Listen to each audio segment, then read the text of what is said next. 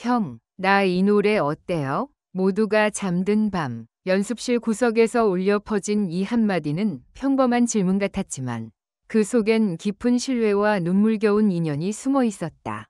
트로트계의 젊은 별, 김용빈. 그가 무대 위에서 보여주는 환한 미소와 반듯한 태도 뒤엔 세상에 알려지지 않은 단 한 사람의 존재가 있었다.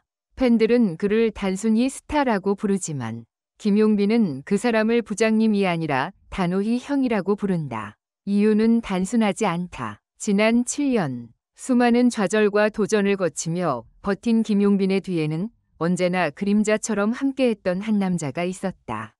그는 군 시절 특전사 출신이라는 놀라운 이력을 가졌고 지금은 김용빈의 매니저이자 가장 가까운 조언자이며 때로는 조용한 방패였다. 김용빈이 처음으로 연예계에 발을 들였을 때 낯선 환경과 사람들 속에서 길을 잃지 않도록 말없이 등을 밀어준 단 한 사람.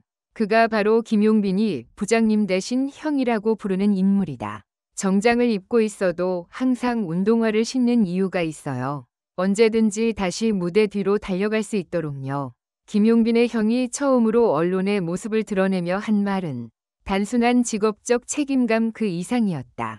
그는 스타를 관리하는 매니저가 아니라 인생의 동반자이자 전우에 가까운 사람이었다. 실제로 그는 김용빈이 한때 연예계를 그만두고 싶다며 눈물로 털어놨을 때 아무 말 없이 함께 바다로 떠나 우리가 이기자고 말해준 사람이었다.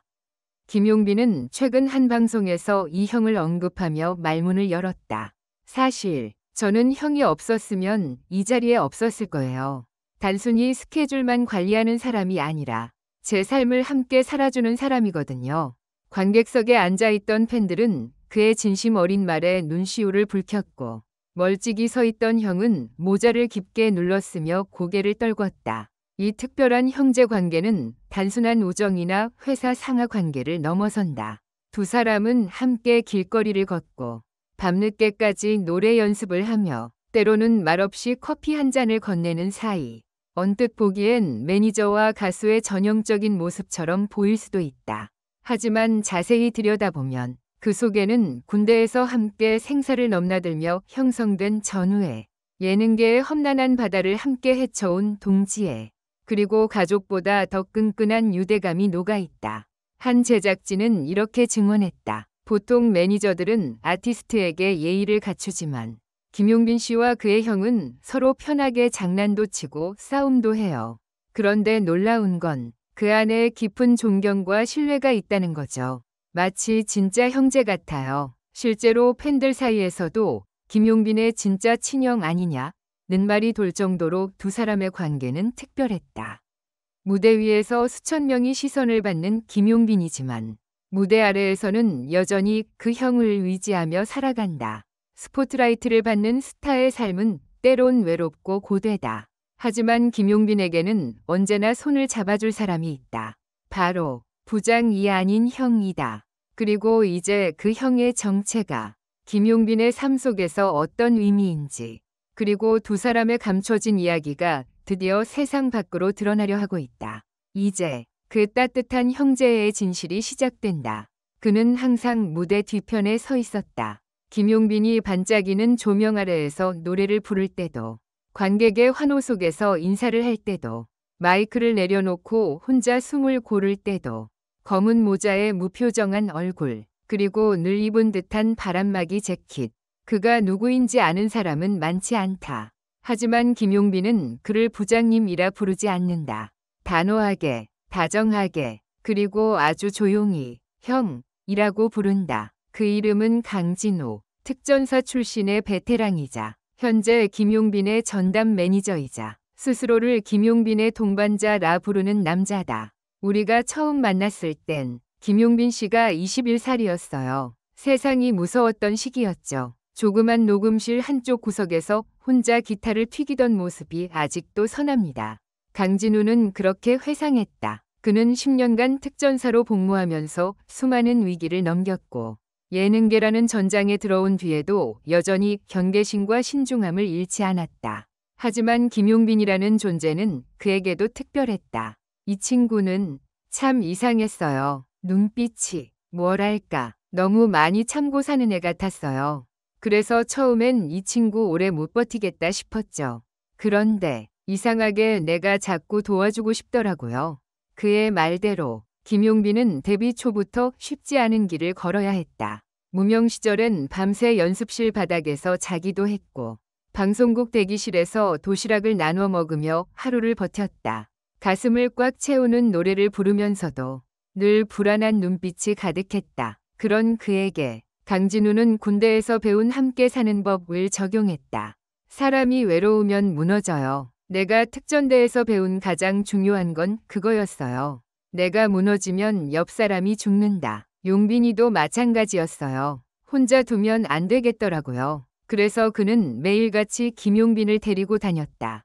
방송국은 물론 편의점, 헬스장, 심지어는 가족 모임까지도. 어느 날 김용빈이 조용히 물었다. 형은 왜 나한테 이렇게 잘해줘요? 강진우는 대답하지 않았다. 그저 말없이 그의 등을 두드리고 라면 하나를 건넸다. 그런 날이 계속되자 김용빈은 처음으로 사람을 의지하는 법을 배웠다. 그리고 어느 순간부터 회사 사람들이 모두 강 부장님이라 부르는 그를 김용빈만은 형이라고 부르기 시작했다. 처음엔 제작진들도 이상하게 여겼다. 용빈 씨, 왜 부장님한테 형이라고 불러요? 그는 웃으며 대답했다. 부장님이면 거리감이 느껴지잖아요. 전 그냥 진짜 형 같아요. 피는 안 섞였지만요. 그 말 속에는 깊은 신뢰와 고마움, 그리고 애틋함이 담겨 있었다. 사실 두 사람 사이에는 공개되지 않은 많은 이야기들이 있다. 2022년 김용빈이 정신적으로 가장 힘들었던 시기. 방송 출연이 무산되고 악성 댓글이 이어지며 하루 종일 집에서 나오지 않던 때가 있었다. 그때 강진우는 조용히 그의 집으로 찾아가 아무 말 없이 창문을 열고 햇살이 드는 거실에 조용히 기타를 내려놨다. 그리고 이렇게 말했다. 용빈아, 노래는 네가 살아있다는 증거야. 지금도 노래하고 싶으면 넌 아직 괜찮은 거야. 그날 밤 김용빈은 기타를 들고 그날 이후를 작곡했다. 그 곡은 훗날 그의 첫 미니 앨범에 수록되어 팬들의 눈물을 자아냈고 김용빈은 음반 크레딧에 이렇게 적었다. 형, 내가 노래할 수 있게 해줘서 고마워요. 팬들은 이 형이 누구인지 궁금해했지만 김용빈은 언제나 웃으며 넘겼다. 언젠간 알려질 거예요. 근데 아직은 그냥 내 뒤에 있는 그림자 같은 존재로 남아줬으면 좋겠어요. 그러던 어느 날 그 형이 방송에 등장했다. 김용빈의 단독 콘서트 다큐멘터리 촬영 중 우연히 화면에 포착된 강진우의 모습은 팬들 사이에서 큰 화제를 불러일으켰다. 키 크고 다부진 체격, 무표정한데 말없이 조심스러운 손길, 진짜 친형 아니에요? 팬카페는 순식간에 형님 찾기에 나섰고 진짜 형이 맞냐? 는 질문이 쇄도했다. 그러자 김용빈은 조용히 답했다. 저한테는요. 가족이 혈연으로만 완성된다고 생각하지 않아요. 그 형은 제가 가장 힘들 때 저를 끝까지 붙잡아준 사람이에요. 제 목소리를, 제 존재를 믿어준 유일한 사람이었어요. 그래서 부장님이 아니라 형이에요. 평생 형이에요. 그의 이 한마디는 팬들의 마음을 울렸다. 그는 스타이지만 동시에 인간 김용빈이었다. 반짝이는 무대 위에서 웃는 그 뒤에는 언제나 조용히 지켜봐주는 그림자 같은 형이 있었다. 그 둘의 관계는 그 어떤 가수 매니저의 공식적인 관계보다도 깊고 끈끈하다. 매니저가 아닌 인생의 동반자, 트로트라는 전장에서 함께 살아남은 전우. 서로의 가장 아픈 시간을 지켜본 진짜 형제. 그들은 지금도 서로를 향해 이렇게 말한다. 앞으로도 함께 가자. 내가 노래하는 동안 형이 있어줘. 그리고 오늘도 조명이 꺼진 무대 뒤편. 김용빈은 조용히 그 형에게 속삭인다. 형, 나 오늘 좀 괜찮았죠? 그러면 강진우는 짧게, 그러나 확실하게 고개를 끄덕인다. 응, 넌 오늘도 최고였어.